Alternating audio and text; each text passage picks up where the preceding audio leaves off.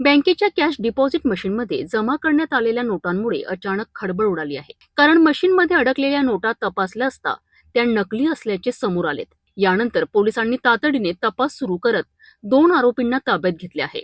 मिळालेल्या माहितीनुसार एका बँकेच्या कॅश डिपॉझिट मशीनमध्ये काही संशयास्पद नोटा अडकून पडल्या होत्या. या नोटांची तपासणी केल्यानंतर त्या 500 रुपयांच्या बनावट नोटा असल्याचे समोर आलेत. याबाबत बँक व्यवस्थापकांनी तात्काळ पोलिसात तक्रार दाखल केली. पोलिसांनी गुन्हा दाखल करत परिसरातील सीसीटीव्ही फुटेज तपासले आणि मशीनमध्ये पैसे जमा करणाऱ्या व्यक्तींचा शोध सुरू केला.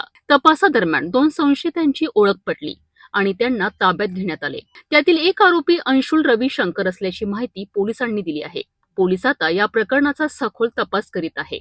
या आरोपींनी या बनावट नोटा कुठून आणल्या, त्या स्वतः तयार केल्या की एखाद्या मोठ्या रॅकेटचा भाग आहेत आणि अशा नोटांचा वापर आणखी कुठे झाला आहे का, या सर्व प्रश्नांची उत्तरे शोधण्याकरिता पोलीस तपास सुरू आहे.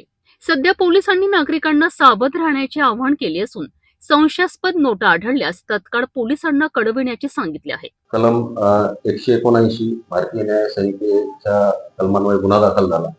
गुन्ह्याच्या तपासामध्ये आम्ही सीसीटीव्ही आणि डिपॉझिट ज्यांनी रक्कम केली त्याबाबत सखोल तपास केला आमच्या डीबी पथकाने.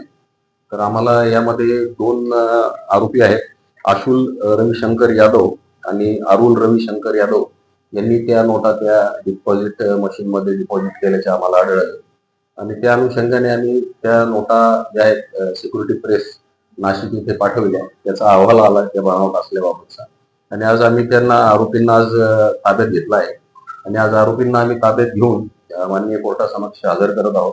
आणि यामध्ये यांची काही इतर साथीदार आहेत का, कोणत्या माध्यमातून यांच्याकडे नोटा आल्या होत्या बनावट नोटा, या इतरही त्यांनी काही ठिकाणी या नोटा बनावट नोटा प्राप्त करून चालवल्या आहेत का, किंवा यामध्ये कोणते आंतरराष्ट्रीय रॅकेट आहे का, नोटा कुठे बनतात, वितरण कसे होते, या सर्व साखळीबाबत आम्ही सखोल तपास करत आहोत. तो आम्ही सर्व अँगलनी तपास करत आहोत. या नोटामध्ये कोणी लोकल लेवलवर कोणी नोटा प्रिंटिंग मशीनचा कोणी वापर करतात, डायचा वापर करून त्या प्रकारेही बनवले आहे का, किंवा कुठून त्यांनी बाहेरून प्राप्त केले आहेत का, यामध्ये कोणतं साखळी आहे, रॅकेट आहे, याचा सखोल तपास आम्ही करत आहोत.